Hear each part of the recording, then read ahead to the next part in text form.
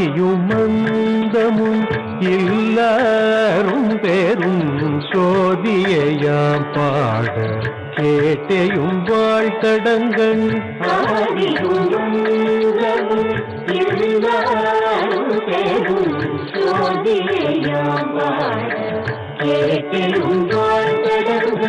மாதே வளருதியோ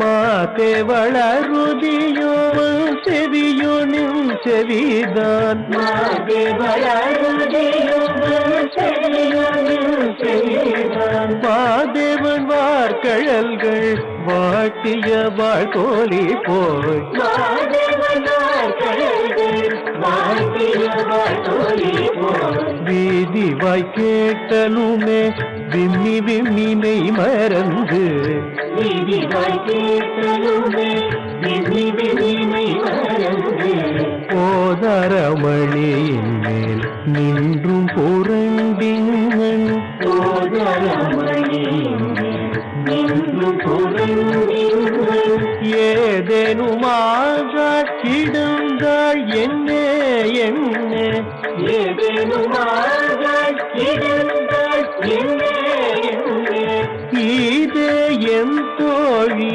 பரிசேலொரெம்பாவாய் இதே என் தோழி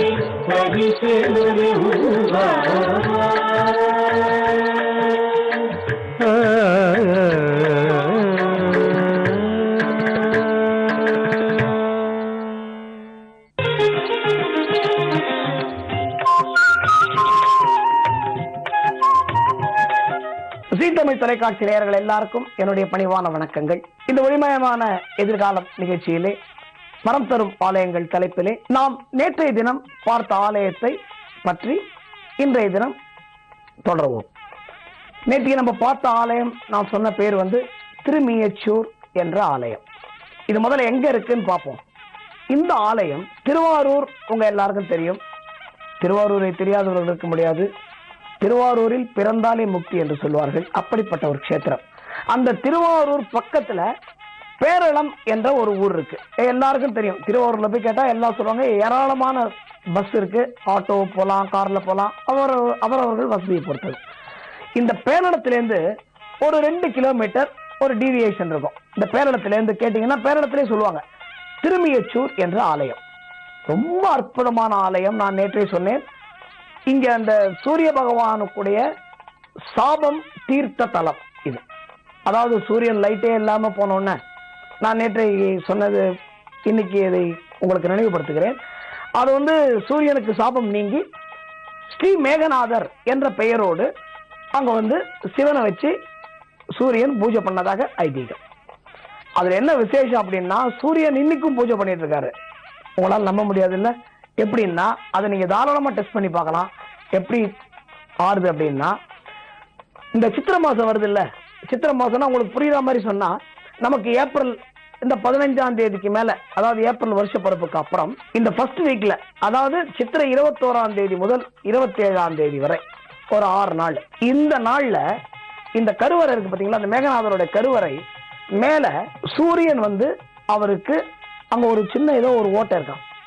அது வழியா சூரியன் அந்த சிவனுக்கு பூஜை செய்வதாக ஐதீகம் இன்றைக்கும் நடந்து கொண்டிருக்கிறது. அந்த 7 நாள் மட்டும் நீங்க பாத்தீங்கன்னா அந்த சூரியனோட லைட்டு டைரக்டா அந்த மேகநாதர் சிவலிங்கத்தின் மேல விழும். அது இன்றைக்கும் பல லட்சக்கணக்கான பக்தர்கள் தரிசனம் செய்து கொண்டிருக்கிறார்கள். இது ஒரு பக்கம். இது ரொம்ப விசேஷமான ஸ்தலம் என்று சொல்வதற்கு மற்றொரு காரணம் என்ன அப்படின்னா, ஸ்ரீ லலிதா சகஸ்ரநாமம் எல்லாருக்கும் தெரியும். அது என்ன விசேஷம் அப்படின்னா, இந்த லலிதா சகஸ்ரநாமம் ஸ்ரீ அகஸ்திய முனிவரால் பாடப்பட்டது. இந்த லலிதா சகஸ்ரநாமம் பாடப்பட்ட தலம் இந்த திருமியச்சூர் அகஸ்தியரால. எவ்வளவு பெரிய பாக்கியம் பாருங்க அந்த ஸ்தலத்துக்கு. அந்த ஸ்தலத்திலே குடிக்கொண்டிருக்கும் அம்பிகை தான் ஸ்ரீ லலிதாம்பிகை. இந்த லலிதாம்பிகையோட கதை என்னன்னு பார்ப்போம். இந்த பண்டாசுரன் என்ற ஒரு பயங்கரமான ஒரு ராட்சசன். அவன் வழக்கம் போல இந்த அசுரங்களுக்கு வேலை, நான் ஏற்கனவே அடிக்கடி இந்த வரம் தருமாலயங்கள் தொகுப்பில் நிறைய பேசி இருக்கிறோம். அவனு இந்த அசுரங்களுக்கு வேலையே இந்த தேவர்களை தொந்தரவு பண்றது, முனிவர்களை தொந்தரவு பண்றது, இந்த மாதிரி தான். இவன் பயங்கர ட்ரபிள் ஷூட்டர். இவன் எக்கச்சக்கமா எல்லாருக்கும் தொல்லை பண்ணும்போது சிவபெருமானிடம் இவர்கள் எல்லாம் போய் வேண்டிக் கொள்ள சிவபெருமான் பார்வதியை ஒரு பார்வை பார்க்கிறார். பார்வதி தேவி தான் ஸ்ரீ லலிதாம்பிகையாக உருவெடுத்து, லலிதை என்றும் சொல்வார்கள், லலிதையாக உருவெடுத்து வந்து கடும் உக்ரத்துடன், அதாவது சிவனோட கடும் உக்ரமும் சேர்ந்து இந்த லலிதை சகஸ்ர கோடி வருடங்கள் அப்படின்னா பாருங்க, சகஸ்ரம்னா 1000 கோடி வருடங்கள் இந்த பண்டாசுரனோட சண்டை போட்டாலாம். இது ஒரு தல வரலாறு கூறுகிறது. 1000 கோடி வருஷம் அவனோட சண்டை போட்டு இறுதியில் அவனை சம்ஹாரம் செய்தார். அப்ப சம்ஹாரம் பண்ணும்போது அவளுக்கு பயங்கர கோபம். அப்போ சொல்றாரு, இப்போ சிவன் என்ன சொல்றாரு, நீ வந்து ஸ்ரீபுரத்துக்கு, அதாவது இந்த இடத்திற்கு, இந்த திருமையேச்சூர் இருக்கிறது, அங்க போய் தவம் செய்தால் உன்னுடைய உக்கிரம் தனியும் என்று சொல்கிறார். அப்போ லலிதாம்பிகை வந்து அங்க தவத்தை செய்து கொண்டிருக்கிறார்கள்.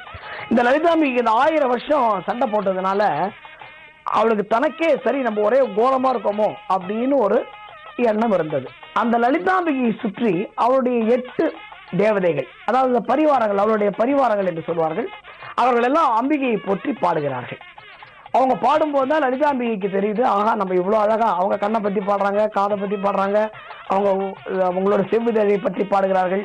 அதெல்லாம் பார்க்கும்போது லலிதாம்பிக்கு ஒரு குஷி வந்துருது. அப்பா நம்ம இவ்வளவு அழகா இருக்கோமா, நம்ம ஏன் நம்ம மூஞ்சிய கோரமா வச்சுக்கணும், நம்ம எதுக்கு கோபமா இருக்கணும், நம்ம சாந்தமா மாறுவோமே அப்படின்னு சொல்லி சாந்தமாக அமர்ந்த தேவி இந்த ஸ்லோகங்களை கேட்டு, அதுதான் நாங்கள் லலிதாம்பிகை, திருமியேச்சூர் லலிதாம்பிகை. காஞ்சி மகா பெரியவாள் பரமாச்சாரிய சுவாமிகள் இந்த பக்கம் வந்தா அந்த லலிதாம்பிகை தரிசனம் பண்ணாம போக மாட்டாராம். அவ்வளவு அவருக்கு மிக மிக பிடித்தமான ஒரு அம்பிகை அந்த ஸ்ரீ லலிதாம்பிகை, அந்த திருமியேச்சூரில் இருக்கின்ற அம்பிகை. இங்கதான் அகஸ்தியரால் இந்த லலிதா சகஸ்ரநாமம் பாடப்பட்டது. அவ்வளவு விசேஷம். இந்த கோவில் என்ன வழிபாடு விசேஷம் அப்படின்னா, இந்த அன்னப்பாவாடை என்று கேள்விப்பட்டிருப்பீர்கள். இந்த அன்னப்பாவாடை சாதாரணமா வந்து எல்லா கோயிலையும் இந்த ஐப்பசி பௌர்ணமியில இந்த சிவபெருமானுக்கு இந்த அன்னாபிஷேகம் எல்லாம் செய்வார்கள், கேள்விப்பட்டிருப்போம். ஆனால் இந்த கோவில்ல வருஷத்துக்கு 3 முறை அன்னாபிஷேகம் செய்யப்படுகிறது. இந்த அன்னப்பாவாடை சாற்றப்படுகிறது அம்பிகைக்கு. கண் கொள்ளா காட்சிங்க அது.